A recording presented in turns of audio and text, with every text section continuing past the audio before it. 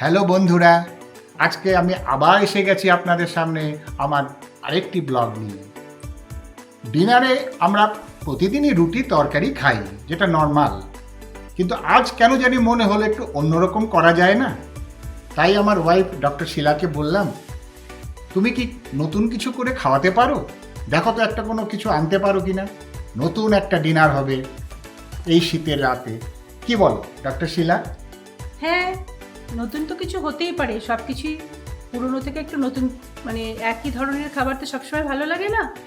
তো ভাবলাম একটু ফিউশন করি। কি ফিউশন? ফিউশন?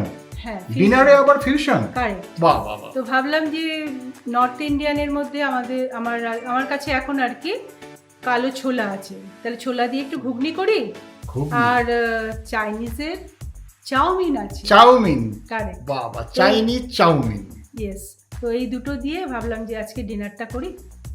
সেই জন্য আমি কালো ছোলার ঘুগনি বানালাম আর চাউমিন বানিয়েছি।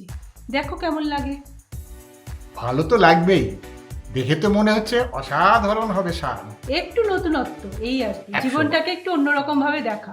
আমরাও চাই, আপনারাও চেষ্টা করুন একটু জীবনটাকে নতুন রকম দেখাবা, একই রকম না থেকে একটু নতুনভাবে ভাবুন, নতুনভাবে খাওয়ার আইটেম তৈরি করুন। আর আপনারা মনে হয় নিশ্চয়ই সাবস্ক্রাইব করেছেন। যদি না করে থাকেন প্লিজ সাবস্ক্রাইব করুন, লাইক করুন, শেয়ার করুন।